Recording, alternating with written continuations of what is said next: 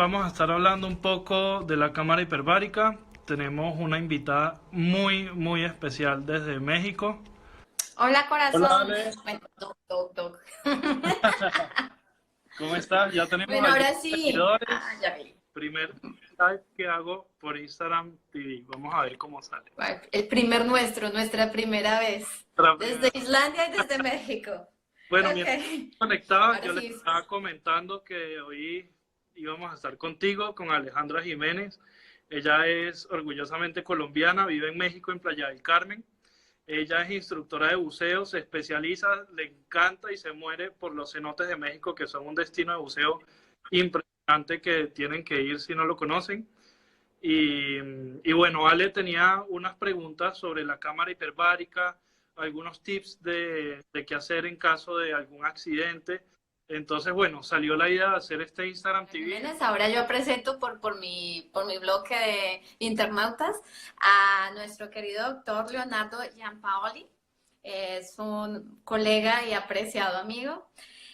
Bueno, dentro de los sinfín de títulos, y si no se nos van el en vivo dando todas las credenciales aquí del doc, es vicepresidente de la Asociación Colombiana de Medicina Hiperbárica y Subacuática, médico cirujano de la Universidad del Bosque de Colombia, especialista en medicina hiperbárica y subacuática de la Universidad de Barcelona, buzo Andy de Cuevas, Trimix, CCR, instructor DAN, instructor IFAR, instructor. Certificaciones avalan profundamente la información de fondo y contenido que vamos a tener el día de hoy. Y pues bueno, siempre que estamos hablando de buceo, de descompresión, de burbujas, así, cámara hiperbárica, recompresión, descompresión, pero ¿cómo es eso? Porque muy pocas personas tienen el chance de tener una cámara hiperbárica, entonces tenemos el chance de poder disfrutar de la cámara hiperbárica sin tener un accidente, que eso es lo interesante. Entonces ahora sí, cuéntanos, ¿qué es? ¿Para qué sirve? Y pues más o menos cómo es un protocolo cuando se empieza en una emergencia. Les voy a comentar un poquito sobre las cámaras hiperbáricas.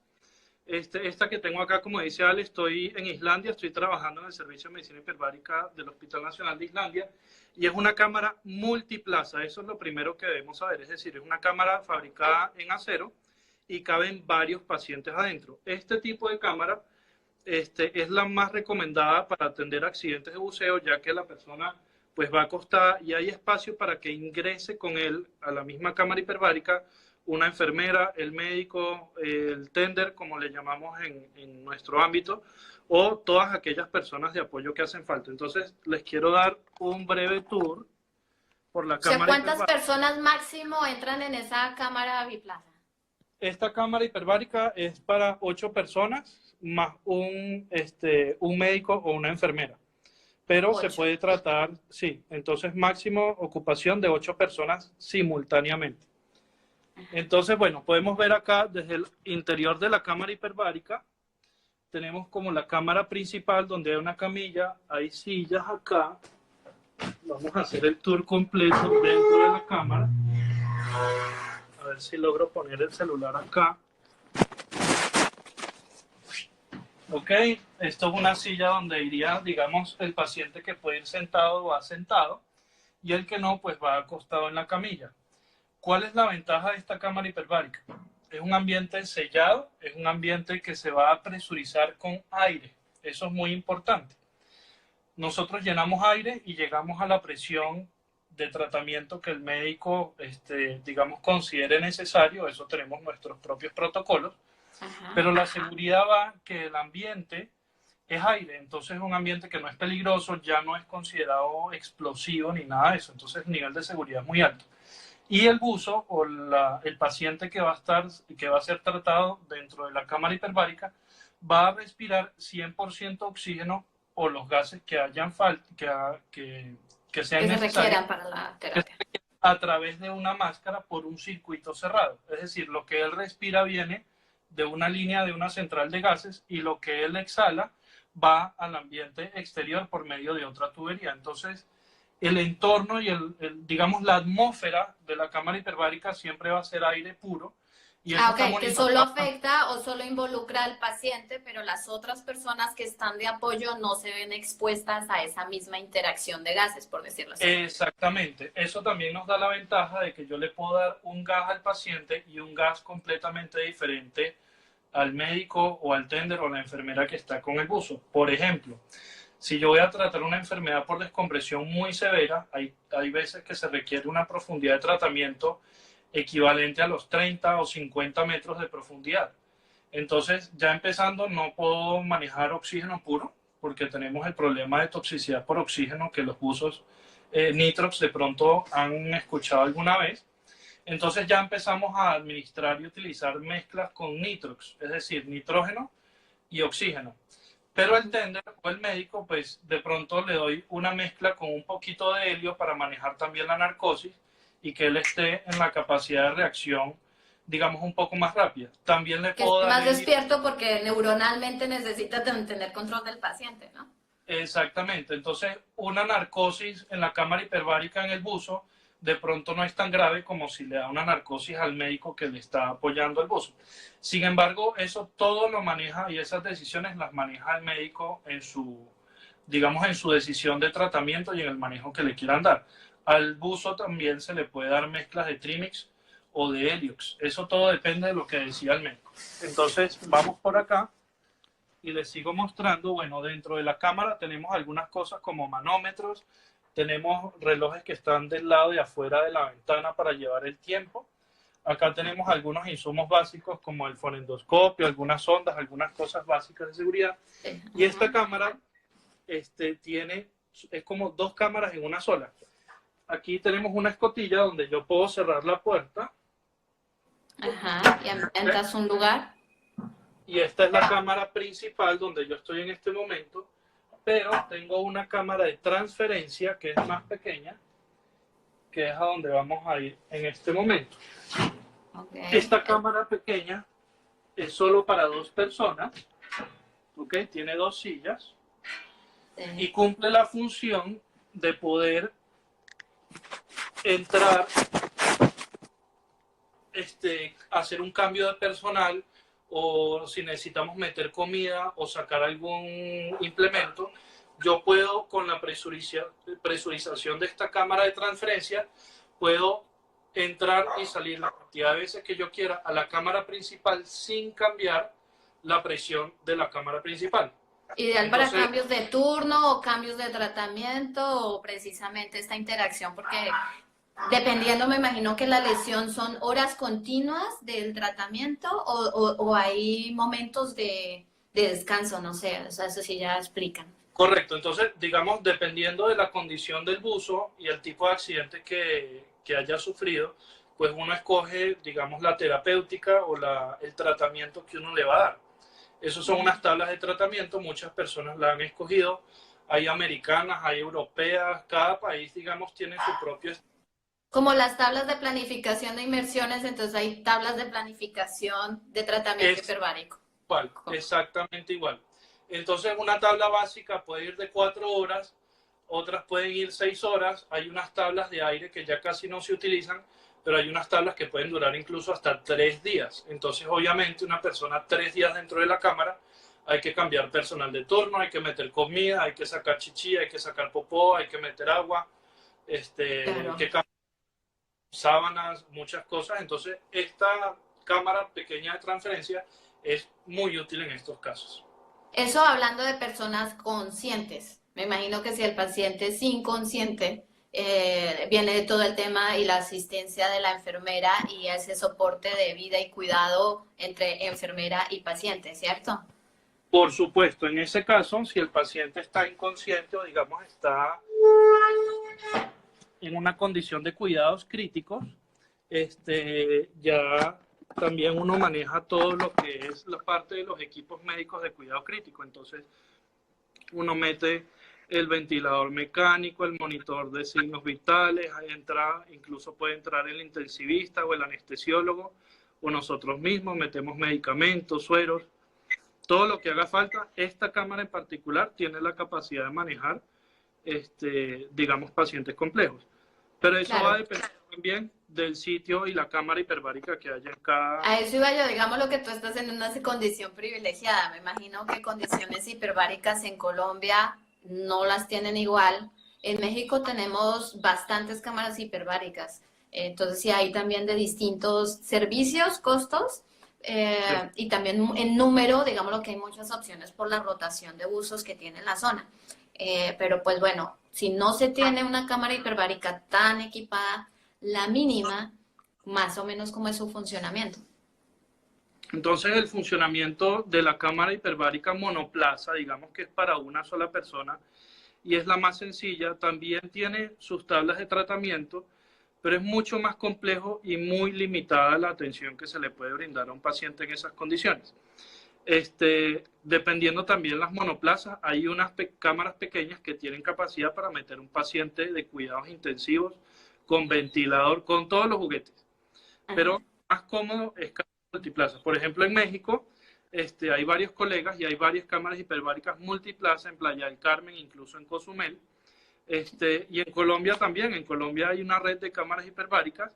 Ay, no. La Armada, por ejemplo, en Cartagena, perdón, la Armada en Cartagena está trabajando en un proyecto muy importante. Ellos tienen ahí varias cámaras hiperbáricas multiplaza grandes y digamos que Colombia está en proceso de crecimiento, pero tiene una red con varias cámaras a nivel nacional, en Pacífico, en el Caribe, incluso en Bogotá, en Medellín. Entonces, es importante siempre que los buzos tengan también un respaldo de una aseguradora de buceo. Acá no queremos hablar de marcas ni de organizaciones ni Sí, nada. no, no estamos tratando de sacar algunas brands, sino simplemente cuáles son los información, no solo de su curso, sino relevante hacia una emergencia que no debe ocurrir si se hacen las cosas bien, pero si llegara a ocurrir, que tengan un conocimiento genérico de qué hay, cómo funciona, en dónde Que están, sepan que sería que preventivo. a dónde tienen que ir y que tengan un seguro que los respalde y les haga, digamos, la coordinación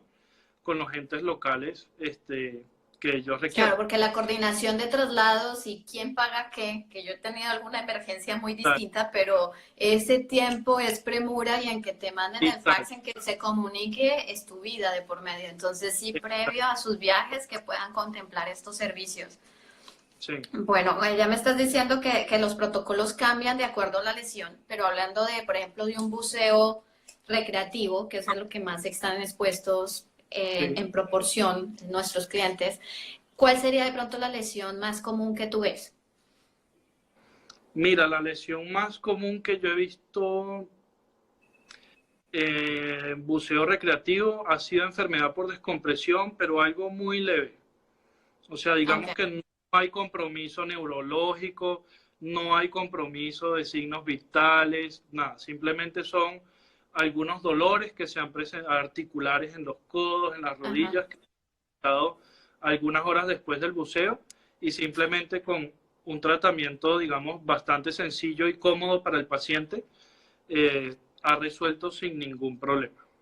Ahora te hago otra pregunta. ¿La cámara hiperbárica se puede aplicar o se hacen otros tratamientos en estas cámaras que no tengan que ser relevantes frente al buceo o terapia de buceo? Muy buena pregunta, sí, me gusta Sí, esa porque pregunta. dices tú, bueno, ¿qué más me sirve eso, no? De hecho, sí, la cámara hiperbárica pues nace y crece por la parte del buceo, pero realmente hoy en día la industria del buceo ha hecho muchísimos avances en seguridad, muchísimos avances en los protocolos, las tablas de tratamiento. Digamos que ya hay mayor tecnología en los computadores de buceo. Hoy en día todo el mundo o casi todo el mundo utiliza un computador de buceo sencillo o lo que tenga a disposición, pero lo utilizan. Y digamos, la proporción y la cantidad de accidentes de buceo en el tiempo ha disminuido considerablemente. Entonces, las cámaras hiperbáricas también se han visto que han prestado y son muy útiles para otras patologías. Eso fue por allá. Sí. Entonces, por ejemplo, es muy útil en todo lo que son pacientes diabéticos, en las úlceras, todo lo que son heridas crónicas, úlceras crónicas difíciles de cicatrizar, aquellas lesiones que son producto de radioterapia en aquellas personas que han tenido cáncer y han tenido radiación, pues la radiación va destruyendo todos los tejidos que hay a su alcance. La cámara hiperbárica, ¿qué hace en estas, digamos, en estas patologías? Para explicarlo de una forma sencilla, la Sí, sangre, porque los términos de ustedes no son muy fáciles, así que esto es como general, general. vamos sencillito, la sangre transporta el oxígeno en nuestro cuerpo en unos camiones de carga que son los glóbulos rojos. Cuando esos camiones de carga ya están full de oxígeno, pues ya no hay por dónde más meterle el oxígeno a la piel, a los huesos, a los tejidos. ¿Qué hace la cámara hiperbárica? Es como si metemos esa sangre o ese cuerpo dentro de una botella de Coca-Cola. Le vamos a meter presión, le vamos a meter el gas a la Coca-Cola. ¿Y qué pasa con ese oxígeno que respiran dentro de la cámara hiperbárica? Va a empezar a disolverse en la parte líquida de la sangre. Es decir, el camión va por la carretera y ya está cargado de oxígeno. Ahorita yo también voy a cargar la carretera y le voy a meter más camiones a esa carretera para llevar oxígeno. Entonces, en pocas palabras, ¿qué hace la cámara hiperbárica? Logra una oxigenación de los tejidos impresionante que no existe ninguna otra forma de lograrla con ningún otro gas, ni con ninguna máscara, nada. Solo la cámara hiperbárica puede saturar digamos, la parte líquida de la sangre y eso lleva oxígeno a los tejidos, activa factores de crecimiento y procesos metabólicos. Entonces, por ejemplo, toda la parte regenerativa del cuerpo que es, digamos, propia de cada cuerpo, digamos, el proceso de cicatrización va a ser más eficiente, va a ser más rápido y va Se a ser... acelera. Exacto, es como meterle un Red Bull al cuerpo para la parte regenerativa. Entonces, todas aquellas lesiones que dependen del oxígeno para curarse, se curan no solo mejor, sino más rápido. Ok, bueno, ahora sé que es una variable que va a depender de la cámara, del país, de la moneda en la que estén, pero los tratamientos hiperbáricos me imagino que no son muy baratos. Bueno, ahí sí, ciertamente depende mucho del país, de la ubicación, de la institución o la clínica Ajá. donde vayan a ser tratados. Eh, pero digamos que hay dos formas de cotizar esta terapia. Uno es si estamos hablando de un buzo accidentado, eso es digamos, una terapia de recompresión, lo que llamamos, y eso se factura por horas de tratamiento, o sea, todo se maneja por 10 horas, 4 horas de tratamiento al buzo. Ajá. Más o menos para hablar de plata, porque creo que vas por ahí como para saber más o menos cuánto Sí, que la cuesta. gente diga, bueno, es que muchos cuando uno les asesora y más a un sitio con tantas exigencias técnicas como tiene México, o Sí. profundidad, o lugares que estamos bajo techo, en fin, lo que uno les recomienda es, por favor, tengan su seguro de buceo y ahora con la nueva normalidad que viene con unas exigencias distintas, sanitarias y de riesgos extra, pues lo mejor es que cuenten con su seguro. Entonces, es cierto que la plata prima y muchas veces dicen, no, pues es que pagar un seguro de $100, eso es mucha plata, yo nunca uso eso. Pero si tienes una emergencia y esa emergencia son $100,000 y que los tienes que conseguir en menos de 24 horas, pues ahí sí vemos lo que realmente sale caro, ¿no? Entonces, como orientar hacia dónde sale una simple hora o no sé, el paquete que tú nos vas a decir, no se trata de la venta, sino que Para, poner los beneficios de un seguro comparado con el tener una emergencia y los calibres económicos que eso, la inherencia económica.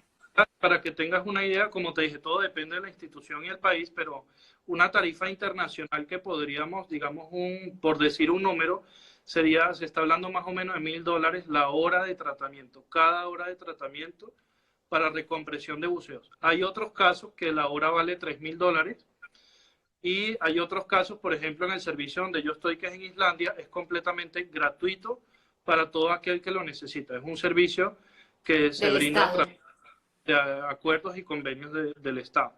Entonces, sí es importante tener un seguro de buceo, porque así sean $100, lo que tú estás diciendo, dependiendo de la compañía al año, pero sí es importante porque los seguros realmente nunca los necesitas mientras los tienes, pero basta que no lo tengas, que lo vas a necesitar. Entonces, ¿Te acuerdas de mi accidente bizarro, la dichosa barracuda? Mira, yo tuve sí, que sacar un seguro de multiviajes por mis visas y cuando yo lo pagué, que fueron casi como $500, la verdad me dolía porque digo, yo nunca me enfermo. Y bueno, así fue requisito para un visado, empecé a viajar y era obligatorio, así que pues ni modo, ¿quieres la visa? En ese momento me pedían visa, lo hice. Y faltaban 5 días para que mi seguro expirara. Y pues yo Sí. ya tenía otra documentación en Europa, ya no me pedían ese seguro, whatever, ya eso se iba a vencer en 5 días. Y yo tuve ese accidente en Panamá 5 días antes de que se me venciera el seguro. Lo más bizarro, en un sitio remoto de una manera absurda porque ni era buceando y el seguro de viajes terrestre, porque es distinto al de buceo. El de buceo sí lo pago. Soy Sí, profesional, así que lo tengo que tener. Pero claro. el de buceo te paga emergencias con equipo escuba dentro del agua, cubierto con agua. Y mi accidente fue los pies en el agua, el cuerpo en tierra, y ahí es donde te decía que el rollo de quién cubre o quién no cubre es súper importante y faltando 5 días para que se venciera, mi seguro pagó una emergencia de más de $15,000, pero que era tronando los dedos que tenían que pagarla. Entonces, pues bueno, otras circunstancias ahí, pero aprendí la importancia de los seguros a sangre, Bueno, donde cuéntanos un poquito de ese accidente, porque de pronto mencionas el accidente, pero la gente no, yo sí me sé el cuento, pero bueno, acá los fans no lo sí, conocen. claro, no, es un accidente que a cualquier terrestre le puede pasar. Es lo curioso, tener un accidente con un animal acuático cuando tú estás en tierra. Entonces, Está afuera del agua y tiene un accidente con un animal acuático. entonces quedas tú de que el mismo tipo de seguro dice, no, espérate un minuto porque estos seguros son de viaje, no son de buceo, y me estás diciendo que es una barracuda, entonces esto no me cuadra, ¿no? Y la gente del hotel tuvieron que cuadrar testimonios. Yo estaba sentada en la plataforma del hotel, porque esto era anclado en el agua, como tipo estos que se ven Maldivas, tailandés. No lo Sí, voy a decir en cámaras porque no se trata de darle mala ni buena publicidad, a pesar que pues fue bastante negligente el asunto, pero está anclado en el agua, exótico, precioso, a 1 hora de traslado a un centro de emergencia, pero de ujú. ahí me tenían que hacer una evacuación aérea a Ciudad de Panamá para la operación. Entonces, estoy sentada tomando una foto del atardecer con los pies en el agua, literal. Y mi pareja estaba al lado mío con sus pies en el agua. Estábamos celebrando nuestro aniversario y en la tarde más romántica algo me pegó por debajo del agua. Yo entrego la cámara, ¿qué pasó aquí? Mis ojitos veían chispitas del sol porque yo estaba viendo el sol directo y en el atardecer. Entonces, cuando yo volteo a ver mi pie, unos fue la luz, el reflejo de luz y ver las lucecitas que te hablo, y otro es que es un impacto, te choqueas, o sea, no lo crees. Tú Claro. estás sentado viendo una foto del atardecer completo, después ves una extremidad y está dividida en dos partes. Entonces tú llegas y dices, Bueno, hablemos de ¿qué fue cosas aquí? más alegres entonces. Claro, entonces tú llegas y dices, no, pues, un accidente en tierra sin practicar ningún deporte, estaba sentada tomando una foto para que mi seguro actuara. Eso digámoslo como en un resumen porque no fue buceando. Mira, Gracias a Dios en lo que yo llevo buceando no he tenido una emergencia de buceo. por acá se está despidiendo el doctor Meneses. Nos vemos. Él es un gran colega y amigo. Lo conocí hace unos años en un hospital. Él también es buzo, está haciendo su dive master. Suerte con el dive master, que Bueno, aplausos. Por la acá lo parte. espero entonces en México. Sí, y es ahí donde viene, tú nunca lo esperas. Y digámoslo que como profesional tienes como profesional en el buceo, en el curso de rescate o en los cursos DAN, ¿no? En el IFR, de cómo atender, cómo reaccionar, qué protocolo seguir. Entonces digo, al menos como profesional yo sabía cómo orientar a mi pareja, a los del hotel, para que me evacuaran de ese lugar. Pero un normal, un mortal cualquiera, pues le pasa el accidente, quiere tener una llamada y que le solucionen el problema y cuando no sabes la secuencia administrativa y quién y en dónde acudir y teléfonos, doctores, todo se te va a volver un caos, ¿no? Entonces, En el buceo, que estás mojado, muchas veces no tienes ni los teléfonos o la llave del coche la tienes en otra parte o del bote hasta que te traslade. Son terceros los que toman las decisiones por uno. Y es ahí donde viene esa parte administrativa, comunicaciones, traslado, seguridad, a pender de un hilo tu vida, porque de la ejecución de la eficiencia de esas personas es el tiempo de respuesta para que te cosan, te estabilicen o te pongan en una cámara, que es lo que estamos hablando. Y eso es lo que cambia mucho la diferencia entre una lesión letal o el que quede en un chiste en el que tú y yo nos estamos riendo y yo tengo mi extremidad y estamos hablando perfectamente. Y aunque tuve una incapacidad de 3 años para volver a caminar, restablecer el pie y todo, en ese momento, por ejemplo, ahorita que me dices que ayuda tanto a la cicatrización, a mí no me podían poner en cámaras hiperbáricas porque tenían que estimular una parte del tejido para que creciera y se repusiera carne.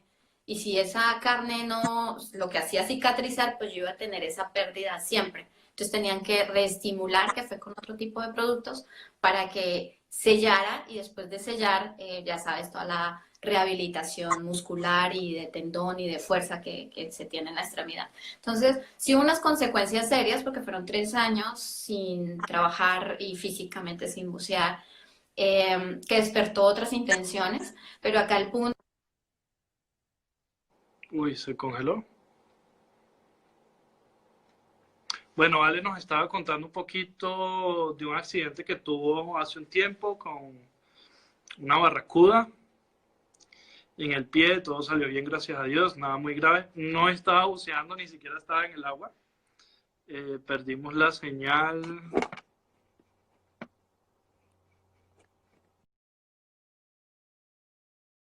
Bueno, yo les quería comentar otra cosa. Vamos a ver si la podemos volver a agregar a Ale. Bueno, mientras Ale se vuelve a conectar, yo también les quiero contar algo que me parece importante, que nos está escribiendo Andrés. Hola Andrés, ¿cómo estás? ¿Estás en Santa Marta? En todo caso, los servicios de atender una emergencia no tienen duración.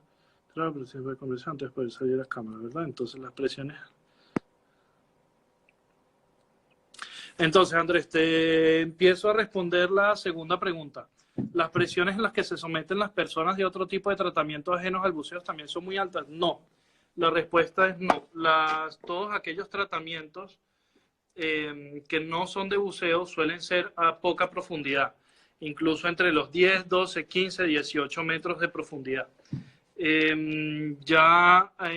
Digamos que los tratamientos de buceo, como les dije, depende mucho la condición del buzo, la actividad que estuvo haciendo. El perfil de buceo es muy importante para nosotros como médicos de buceo. Necesitamos saber cuál fue la profundidad. View, yes. Ok. A ver, Ale se está conectando, connecting. Ale. Perdón, es que ya sabes que aquí tiran la flecha y se cae el mono que sostiene la antena. Tranquila. Están haciendo unas preguntas y las estoy respondiendo. Entonces, la primera pregunta que me están haciendo es que si las presiones de tratamiento para las personas que no son buzos también son tan altas, tan profundos, y le estaba respondiendo que no, que de hecho los tratamientos de buceo es lo que mayor presión se utiliza, pero todo depende mucho también de la condición del paciente, y que para nosotros es importantísimo conocer el perfil de buceo del buzo accidentado. Necesitamos saber cuánto tiempo estuvo, a qué profundidad, cuándo hizo paradas de seguridad, si fue un buceo de descompresión, de no descompresión, qué gases estaba respirando, cómo eran las condiciones de buceo, temperatura del agua, visibilidad. Todo eso son factores que nosotros utilizamos para establecer el tratamiento adecuado que le vamos a poner a ese buzo. Aparte de su historia médica, que me imagino que involucra mucho esos detalles y es un gran... Cuando hablamos del seguro, de contratarlo, de informarlo, todo eso ya lo toma en base de datos porque te piden hasta el tipo de sangre, porque muchas veces tienen que ir pidiendo a bancos de sangre para digamos, tu soporte de vida, ¿no? Entonces, es súper vital que la diferencia de $100 o 150, whatever, cual sea diferente compañía de seguros, si vas a mirar entre 1.000 y 3.000 dólares, o sea, ya es una inversión justificada. Pero Sí, aparte del tiempo y las personas adecuadas para suministrar esa información. Porque, por ejemplo, yo estaba consciente, pero ¿cuántas personas no lo están? Y se necesita saber si es importante. alérgico, sus condiciones, porque de eso depende de las mejores decisiones para el cuerpo médico, ¿no? Sí. José Luis me pregunta si esto lo vamos a publicar en Instagram TV. Sí, claro que sí. Lo vamos a Haremos publicar el en intento, Instagram TV estamos en en la eso. cuenta Ale Diving Caves. Tienen que buscarla, seguirla a ella, comentarle y el video también lo vamos a poner ahí. Si quieren bucear cenotes, cuevas, Playa del Carmen, México, Cozumel, Ale es la persona indicada para Gracias. allá porque tiene un servicio privado en su carro, cero de grupos grandes. Por ejemplo, a mí odio bucear en multitudes con 30, 40 buzos, entonces Ale es la persona adecuada. Y Ale, además tenemos que los buceos ahorita también toca tener unas áreas de protección, pero poquito, un ratito hablamos de COVID. poquito. Tenemos otra pregunta de Andrés. Andrés creo que está en Santa Marta y nos pregunta, en todo caso, los servicios para atender una emergencia van a tener una duración medianamente larga por los tiempos de descompresión antes de salir de la cámara, ¿verdad? Entonces, como te decía antes, los tratamientos en la cámara para un buzo, hablando netamente de buceo, dependen mucho de la condición de buceo y el perfil de buceo que haya hecho esa, esa persona. Entonces, sí, el tratamiento, digamos, lo más básico de entrada que se hace sí o sí, duran 4 o 5 horas. Entonces, eso incluye el descenso, el tiempo de fondo y el ascenso en la cámara hiperbárica. En la misma cámara también uno va haciendo como paradas de descompresión o paradas de seguridad. Se van cambiando los gases entre oxígeno, aire. Todo depende de la condición del paciente. Entonces, antes de que nos hicieran estas preguntas, Jimena, por ahí está Jimena. Saludos a Sí. Rodrigo. Rodrigo Sí, se Gran. nos está uniendo harta banda, pero están los de Poseidón, gente de Medellín. Bueno, pero haciendo preguntitas de compañías, lo hablamos un poco porque no tratamos de venderte aquí ni un paquete ni nada, sino tomes las medidas, te informes qué tienes en el área, cuál es tu cobertura, a qué lugares de viajes van, porque en alguna puede ser muy buena en América, pero no es muy buena en Europa. Entonces, ¿en dónde bucean mejor? Más, perdón, con mayor frecuencia, y de eso tiene que buscar su seguro. Es como el del coche, este me cubre una porción, este daño total, este sí, este no. Con el seguro de buceo es algo similar, pero tú estás ahí en otras No, preguntas. esa pregunta nos la hizo, si mal no, es que no me sé la cuenta de memoria, pero creo que es un buzo técnico, instructor de buceo técnico. Es importante que si vas a bucear técnico, pues habla con la compañía que sea que te vas a asegurar que te cubra el buceo técnico. Sí, Eso es porque una importante. cosa es buceo recreativo, otras cosas buceo técnico, espeleobuceo. De plano les digo, señores, a nosotros no nos pagan nuestros riesgos nadie. Nos dice, de hecho, le recomiendo un psiquiatra porque usted está loco. Listo. Entonces, Ale, mientras tú te desconectaste, yo les estaba comentando también qué hacer en Ujú. caso de que tengan un accidente de buceo, sea cual sea el caso. Siempre, digamos, hay un ABC de lo que deben hacer. Número uno es llamar y activar el sistema de emergencia local, ya sea el 911, el 112, el 123, cada país tiene su teléfono. Un número. Ujú. Número uno, llamar a ese centro. Número dos, pues si es un accidente de buceo, ya saben, empezar a darle oxígeno al paciente o a la víctima con el equipo de oxígeno portátil que tengan en el bote o en el carro donde estén buceando y brindar los primeros auxilios dependiendo de lo que tenga la persona. Si hay que hacer RCP, pues empezar a hacer el RCP como ustedes están entrenados. Si de pronto es una cortada, no necesita oxígeno, pero hay que atender la cortada con las gasas, el sangrado. Y después es coordinar ya sea la atención o el traslado al centro médico que esté más cerca. Entonces, esto es una pregunta que me han hecho mucho por fuera de este live, pero la pregunta que me han hecho es, la cámara hiperbárica queda a tantas horas de mi punto de buceo, pero en el camino hay un hospital, pero no tiene cámara hiperbárica. ¿Qué es lo correcto de hacer? ¿Me paro en el hospital o de una sigo a la cámara hiperbárica? La respuesta siempre va a ser ve al centro de salud más cerca, el que esté más rápido y accesible, así no tenga cámara hiperbárica, porque la atención de un accidente de buceo no es solo meterte en la cámara hiperbárica, cierra la puerta y métele presión. Eso lleva muchas cosas. Eso hay que pasar primero por la sala de urgencias, hay que estabilizar al paciente. Muchas veces necesitamos exámenes de laboratorio, rayos X, ecografías, eh, otros exámenes clínicos. Que muchas veces no los tienen en la cámara hiperbárica y que tienen que esperar hasta enviar las pruebas a un lugar y regresen, me pregunto. Eso puede ser una opción, y la otra opción es que de pronto empieza a necesitar unos medicamentos y tiene otras cosas más graves que hay que atender primero de meterlo a la cámara hiperbárica. Entonces, mientras van arreglando la cámara hiperbárica y el traslado, ya van ganando tiempo atendiendo En el soporte de vida. el soporte de vida, que digamos es, en fin, lo que va a tener un éxito en el tratamiento de esa persona. Entonces, llamar a emergencias, oxígeno, primeros auxilios RCP, los que tengan entrenamiento, les recomiendo actualizarse en estos tiempos de cuarentena con algo online de primeros auxilios y un traslado al hospital más cercano. Esa sí era, por ejemplo, es una variable que a mí, pues no me pasó. A mí había solo una pequeña cosita ahí donde te atendían y de ahí me tocaba traslado hasta Ciudad de Panamá. Bueno, igual ha sido bastante instructivo, incluso para mí, porque pues sí hay cámaras hiperbáricas, pero bueno, las presentaciones son siempre más comerciales que al que te digan qué ventajas o no, o para qué sirven o cómo están, ¿no? Ahora con esta situación COVID, que es un tema caliente para muchos, y con las lesiones pulmonares o con la afección seria pulmonar, no sé si te ha tocado la experiencia, si quieras hablar del tema, y cómo de pronto puede estar implícito o no esta parte de oxigenación para lo que sería esta situación COVID. Bueno, me imaginé que irías a hacer esa pregunta en algún momento. Por ahí han habido algunas charlas muy importantes con gente muy reconocida, médicos muy reconocidos, sobre el COVID y el buceo.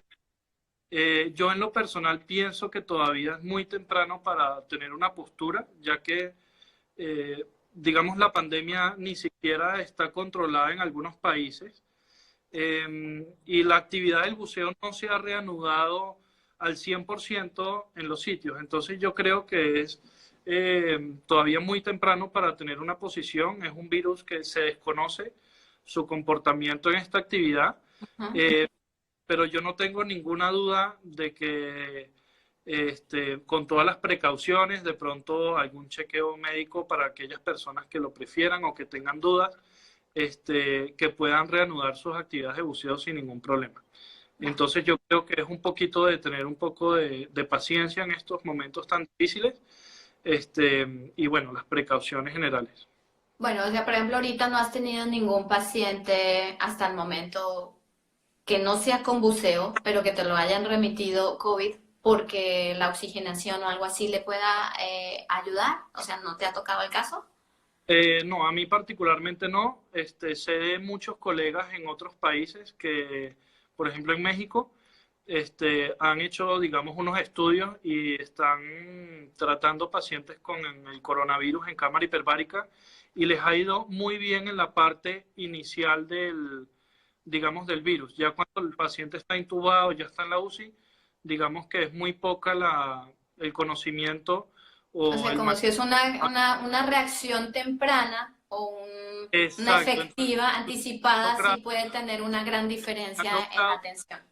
Que esa persona llegue a necesitar un tubo, llegue a necesitar un ventilador y llegue a necesitar la UCI. Eso es lo que sí han logrado. En mi caso particular no los he manejado porque, como te comenté antes, estoy en Islandia.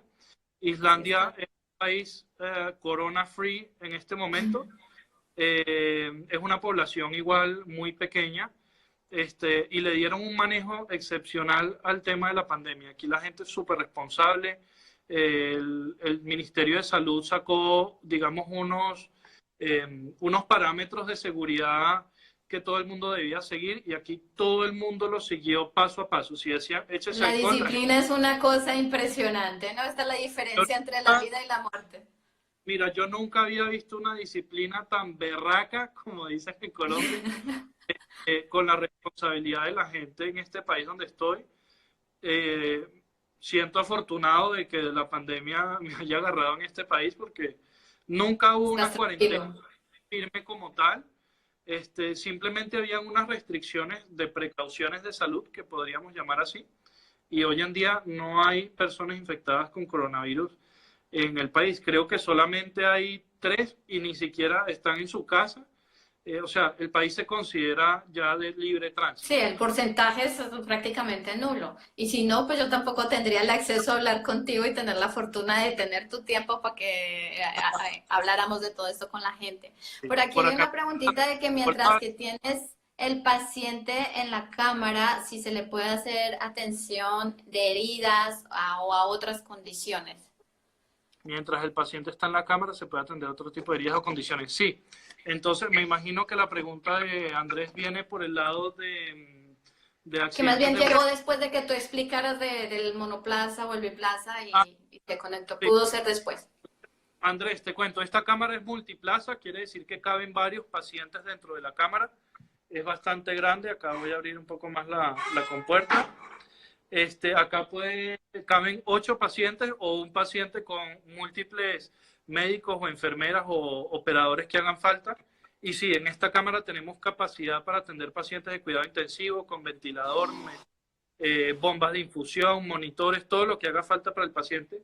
Y ciertamente sí, si tenemos un buzo que lo estamos atendiendo acá, ya digamos la parte vital controlada, podemos empezar a atender la parte secundaria bajo presión dentro de la cámara hiperbárica. Buena pregunta.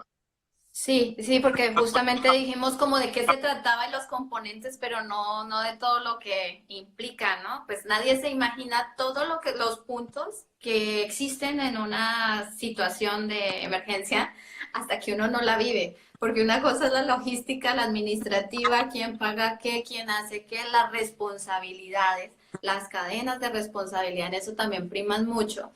Y ahorita que tocaste el tema buceo técnico, de plano, pues sí, aunque se ha hecho una buena planificación, si haces lo que debes hacer, se minimizan muchos accidentes, porque al menos la teoría que tengo yo es, si ya estás en buceo técnico, tienes un problema, es un problema que puede ser bastante grave, o tu reacción que pasó a una situación, no queda como un problema. En buceo técnico, ¿te han tocado experiencias como doctor, o sea, atender situaciones de buceo técnico o simplemente queda contemplado como actividades de buceo, que ha sido buceo recreativo? Porque bueno, la teoría que tengo es que son más letales, por lo que estamos expuestos a más tiempo, más profundidad, ya cuando sales ya no hay gas. O sea que, bueno, si te metes allí tienes que hacer las cosas bien, porque si no, pues ya estás del otro lado. Esto es una pregunta chévere, porque tiene como mucho mito la pregunta. Todo el mundo, mucha gente lo pregunta, pero no ha habido como una respuesta concisa. El buceo técnico ciertamente bueno, tú también eres buzo técnico y como lo sabes, Sí. requiere una planificación, una cantidad de cosas que en el buceo recreativo no se hacen, en prevención, en planificación, la calidad de los equipos, la cantidad de equipos que uno utiliza, el entrenamiento también es muy diferente, es mucho más exigente. Entonces, por ese lado, de entrada, de que hay más prevención, por así decirlo, y que no es tan popular como el buceo recreativo, pues la cantidad de accidentes en buceo técnico es muy baja, a nivel, digamos, hablando a En nivel. números la proporción es mínima porque somos, digamos, el enfoque es en disciplina, lo que transmitimos ahorita con lo Correcto. que hablas de Islandia y la diferencia de la hiperpoblación del virus, ¿no? Cuando unas Correcto. personas no siguen un protocolo, pues los accidentes o los daños son masivos. Pues en recreativo, como es más número y la gente está muy dispersa porque la estamos pasando bien, vamos a bucear pues para distraernos, pero en esa distracción olvidamos órdenes y cosas que sí tenemos que tener presentes para nuestra vida. Entonces, desde ahí donde yo siento que el recreativo a veces es más peligroso porque la gente no le toma con seriedad su compromiso. Cuando tiene que dar ese paso de decir, bueno, yo voy a hacer esto y tengo un carnet que me avala a hacerlo, pero dejo que mi Dive Master y mi capitán me instalen el equipo y nunca saben dónde están ni las partes de su equipo, que es algo muy Eso, distinto con el técnico, ¿no? eso es súper importante lo que está diciendo porque no importa si es buceo técnico, recreativo, de cueva, científico, no importa el tipo de buceo que sea, siempre hay que seguir, digamos, los parámetros de seguridad. Por algo existen las normas de seguridad, las normas, digamos, de seguridad en el buceo. No es que alguien se sentó en una piscina y dijo, ay, a mí me provoca decir que no debemos tomar alcohol ni antes ni después de bucear. No, es que hay evidencias, han pasado cosas con eso. Entonces, digamos que por algo existe la prevención, por algo hay tablas de buceo, hay límites de no descompresión, hay que hacer parada de seguridad, al equipo hay que hacerle un mantenimiento cada cierto tiempo, hay que analizar bien las condiciones y el entrenamiento también exige dentro del tema y el ambiente que tú vayas a bucear. Entonces, no es que yo tengo un certificado Open Water y me voy a hacer una penetración en cuevas de metros. Pues no, haga su curso en cuevas, te vas a dar cuenta que necesitas otro equipo, otro entrenamiento, otro compañero de buceo, y ahí ya te vas dando cuenta donde la prevención realmente es importante. Los accidentes que yo he atendido y que conozco, eh, me puedo atrever a decir que todos, el 100% han sido porque la gente ha saltado, digamos, estos procedimientos de seguridad tan sencillos como un chequeo de compañeros antes de bucear. Tan sencillos como revisar que el manómetro de aire, el tanque está lleno. Que Tan está sencillo, funcionando porque muchas veces abrieron el tanque, pero el manómetro siempre estuvo lleno, nunca bajó y siempre pensaron que estaba lleno, se quedó sin aire y corra para arriba y eso le trajo el problema. la gente siempre revisa el propio regulador de ellos, pero no revisan si el octopus está funcionando. Si tu compañero tiene un problema y necesita tu octopus, entonces, ¿qué va a pasar? Hay dos accidentes, porque tu compañero se está muriendo, bueno, se está muriendo no, pero está en una situación, digamos, de emergencia. Arriesgada. Tú le vas a querer dar tu regulador y van a querer compartir el boca a boca, dame un poquito tú y yo, y van a ser dos personas que van A entrar a en una situación de riesgo. entonces, por Aquí eso hay una preguntita que están diciendo que si se va a omitir indefinidamente el proceso de respiración boca a boca con el tema de COVID. Bueno, ya había, de hecho, un protocolo con mascarilla y con protecciones, porque al sí. boca a boca, pues hay muchas otras cosas antes de COVID. Eh, pero pues bueno, ahí sí dejo al doctor que nos lo cuente. Acá con esto, pues, yo no soy agencia de estandarización ni entrenamiento y no, digamos que no puedo tener una respuesta concisa a si se va a omitir indefinidamente el proceso de respiración boca a boca, pero ciertamente, como dice Alejandra, existen ya muchísimos otros métodos de barrera, de protección para poder brindar una ventilación, digamos, a un paciente en la calle. Y siempre recuerda que tu seguridad como respondedor va primero a ayudar al otro. O sea, tu seguridad siempre es una prioridad ante cualquier otra cosa. Cuando llegas a la escena, ¿qué es lo primero que vas a hacer? Revisar que hay una escena segura. Entonces, en este orden de ideas, te puedo responder que si hay una sospecha, si es una persona que no conoces, que tiene muchos fluidos en la boca o algo, pues simplemente te puedes limitar a dar las compresiones de pecho en caso de que la persona necesite, digamos, RCP, por lo que veo que está orientada un poco la pregunta, y las ventilaciones ya las puedes dar cuando llegue un equipo especializado, cuando llegue la ambulancia, cuando llegue un método de barrera o algo donde tú puedas garantizar tu propia seguridad. Bueno, pienso que con COVID el tema sí es súper fuerte, mucho más largo y realmente estamos en teorías porque las personas no estamos buceando, los pocos que estamos empezando a activarnos lo estamos haciendo de una manera autodidacta para saber cuáles son los protocolos que tenemos que implementar de nuestros equipos, de nuestra protección del área, porque tenemos que ver qué le aconsejamos o no a los cenotes y a nuestra actividad para hacer antes de que empecemos a circular. Entonces, con lo que son las clases, bastantes de los ejercicios. Cada agencia certificadora está dando charlas y updates para decirte qué contemplan ellos que puede cambiarse. De hecho, he participado en varias de PADI que están abiertas a todos. Igual pueden hablar con su instructor cercano y de esa manera Con él Ale, ya va no, mentira. o su doctor de cabecera, por eso ahorita estamos hablando, porque sí hay técnicas como de compartir aire o una situación de inflar tu chaleco oralmente o algo tan simple como de las posiciones en el bote y cómo vamos a estar si con mascarilla o sin mascarilla. Son de entidades gubernamentales que van a variar de cada país los protocolos que hasta el momento no han dictaminado nada oficial.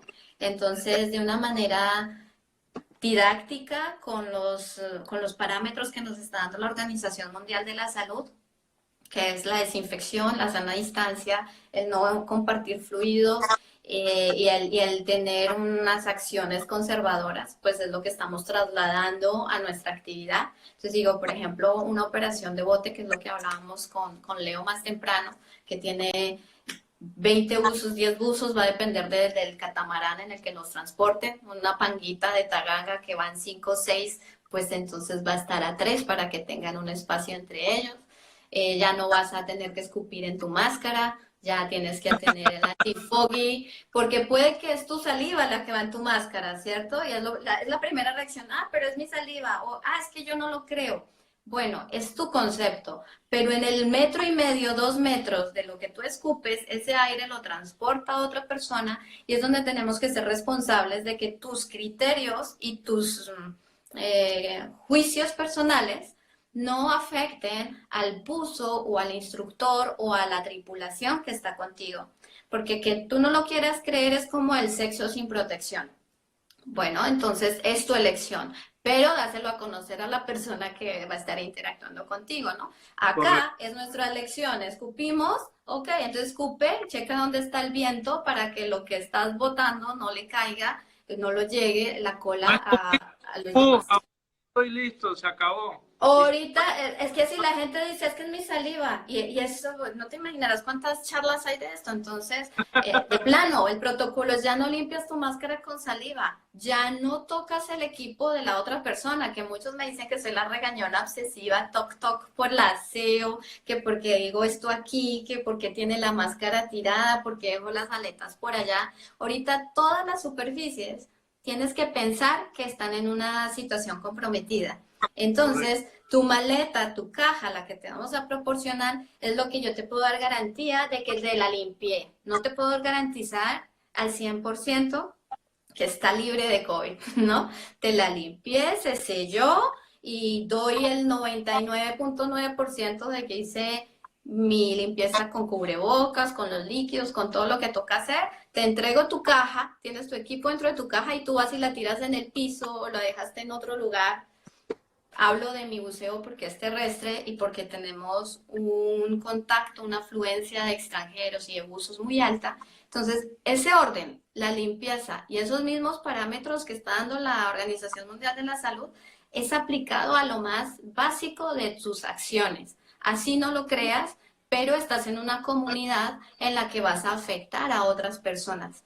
Entonces, es una invitación a todos los buzos a que revisen hacia sus hábitos, aseo, organización de sus maletas, que es lo mínimo, eso se los vengo diciendo desde que yo soy guía y por eso me dicen que soy la regañona, que a ver, ¿en dónde dejó sus cosas? ¿Yo qué le dije? ¿Eh? Pero eso es el resultado de que si aprendes con orden, ejecutas con orden y después te vuelve simple. Cuando no, entonces toda esta situación sanitaria pues se presenta con más caos y va a ser más estresante para todos. Entonces, conocimiento, información y disciplina para mí son como la clave para que mejoremos este ámbito y podamos estar sanos, bien y seguros. Y lo que no, pues acudir a nuestros doctores de las personas que sí tienen una capacitación mega pro para que ya se hagan responsables de seguir los lineamientos más idóneos para nuestra supervivencia. Gracias, Leo. Cada dos preguntitas. ¿Cuál es el porcentaje? Ay, que no leo bien. ¿Cuál es el porcentaje de recurrencia de un síndrome de descompresión posterior a un primer evento, el doctor Meneses. Desde la pregunta dijimos, esa no lo pregunta un buzo. Doc, eso realmente depende mucho de la condición del paciente, lo rápido que se haya atendido, el procedimiento que se haya realizado, digamos, para manejar esa patología, el manejo clínico. Va a decir mucho de esta pregunta que usted me está haciendo. No me atrevería a hablar de un porcentaje en este momento, pero sí podríamos revisar de pronto alguna bibliografía. De pronto lo último que haya salido lo podríamos revisar después con calma entre nosotros, ya que es algo bien importante y lo podríamos compartir después con nuestros fans y seguidores que están online hoy. Pero me parece muy importante y lo voy a tener en cuenta para mirarlo. Pero fundamental es, digamos que cada persona es individual y tiene una reacción diferente a la enfermedad por descompresión. Tenemos otra pregunta de Capitán Triple Z. ¿Qué información requiere el médico hiperbárico por parte del buzo enfermero cuando llega a la cámara con un buzo accidentado por aparente enfermedad por descompresión? Entonces, como lo expliqué hace un momento, para nosotros es muy importante, bueno, los datos clínicos, si me está hablando que es un buzo enfermero el que trae al accidentado, pues ya digamos lo más que pueda ir adelantando de la historia clínica, antecedentes, qué medicamentos, si tiene alguna patología de base, si tiene algún compromiso, digamos, a nivel pulmonar, a nivel cardiorrespiratorio, algún compromiso metabólico hormonal. Y lo otro también importante es la información de la actividad de buceo que estaba haciendo el buzo en ese momento y los buzos anteriores, las 24, 48 horas anteriores al buceo. Entonces, yo necesito saber dónde estaba buceando, cuáles eran las condiciones de buceo, las condiciones de agua, de temperatura, corriente, de oleaje, el tipo de bote, el tiempo que se demoraron entre salir del bote y llegar al centro asistencial. Necesitamos saber la profundidad, la velocidad de compresión o la velocidad de ascenso, la velocidad de descenso. Necesitamos saber también las paradas de seguridad o paradas de descompresión, qué gas estaba respirando el buzo. Eso es súper importante saber si estaba con aire, con Nitrox 32, con Nitrox 36, si era un buzo TEC, que por ahí nos han preguntado varios, si estaba con helio, con Trimix, es súper importante. Otra cosa también es importante, el equipo del buzo, qué equipo estaba utilizando.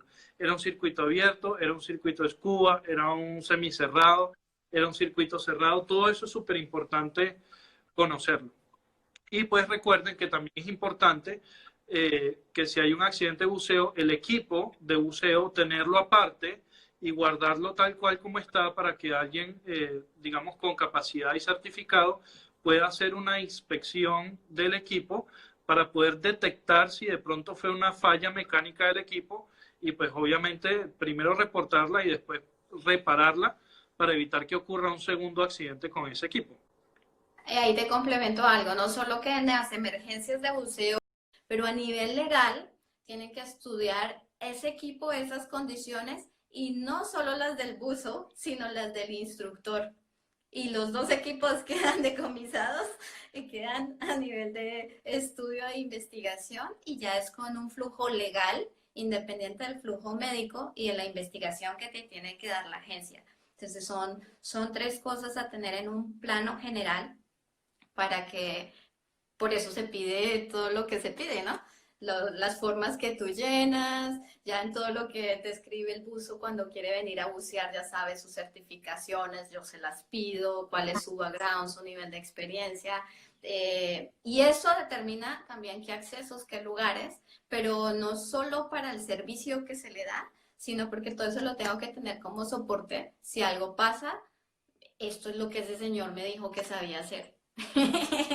Y si no, pues entonces estamos en que no soltamos ese primer filtro y expusimos a una persona a hacer actividades a las cuales no estaba avalado, y ahí estamos en problema 2 o más. Importante también entonces, revisen con quién están haciendo su curso de buceo y con quién están buceando. No es que se van a bucear, el otro es más barato, entonces yo voy a bucear con el otro y resulta que la otra persona no es instructor, no está certificado para esa actividad. Lastimosamente se ve mucho, pero no es el deber ser.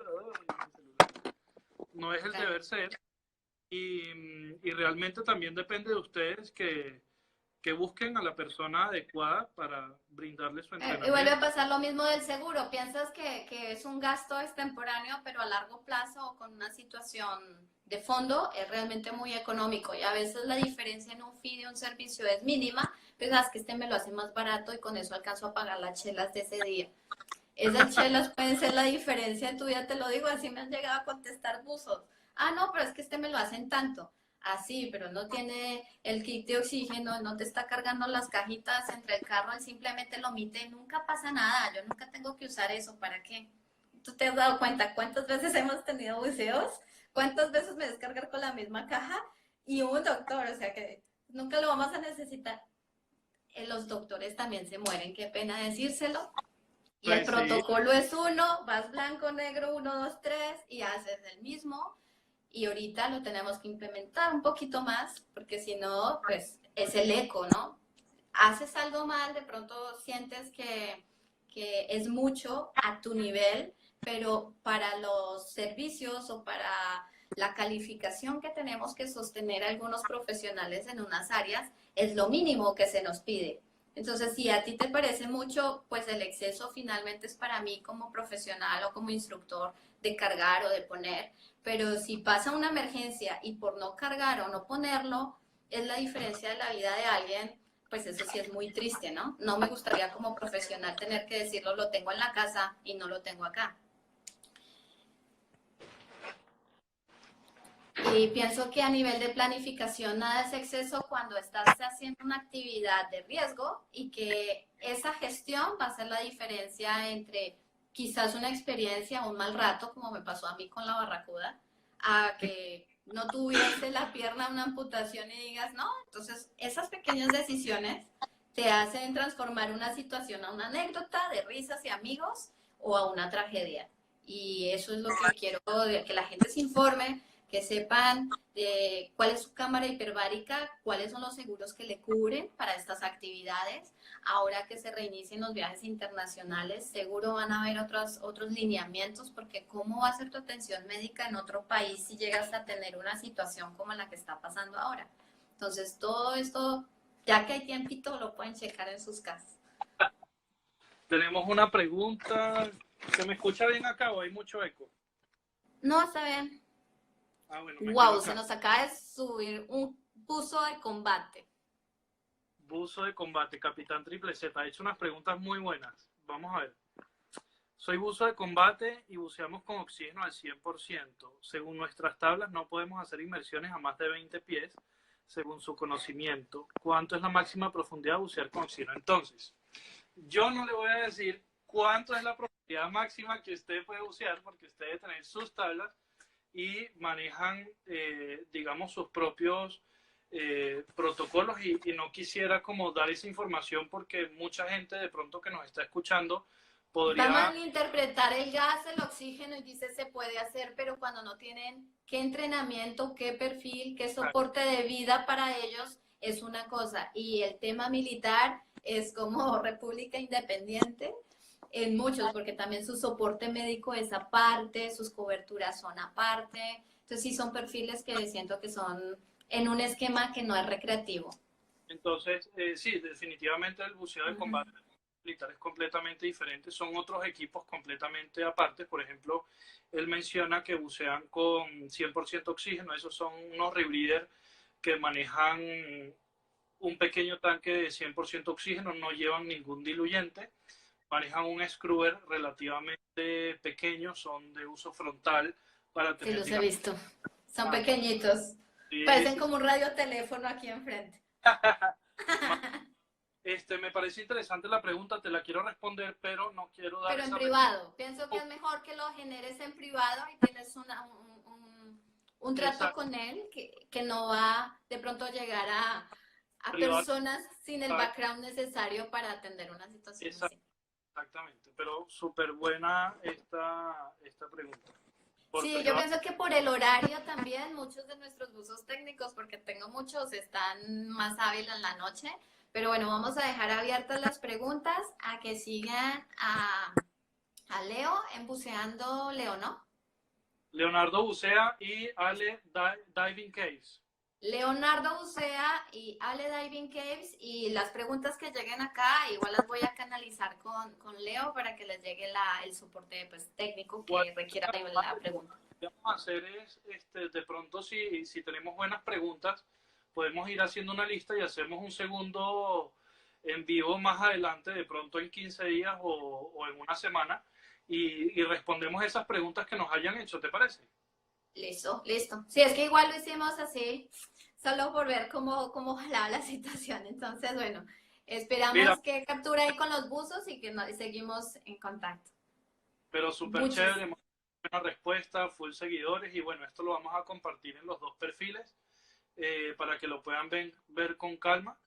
Y lo puedan ver. Acá Andrés nos dice, pueden subir una story cada uno en donde las personas les puedan dejar las preguntas. Claro, eso es lo que precisamente así lo vamos a hacer. Y todo lo que sea con buceo técnico, buceo de caverna, cueva, pero lo que son rebreathers y gases también con Leo, ¿eh? Cada uno tiene su fuerte. Pero bueno, tenemos que también tener otra charlita de anécdotas y cosas un poquito así como más informal, ¿va? Hacer de pronto otro de buceo en cuevas, porque nosotros hicimos, eso fue hace cuánto, hace 2 años ya. Hoy de hecho, Hoy estaba viendo la historia, 2 añitos, y yo, no manches, voy a hace decir dos otra años, palabra, no manches, 2 años con Leo. hace 2 años estábamos buceando en Playa del Carmen. Yo no era certificado en cuevas ni nada, simplemente hicimos unos buceos recreativos sin penetración ni nada, siempre los estándares por delante.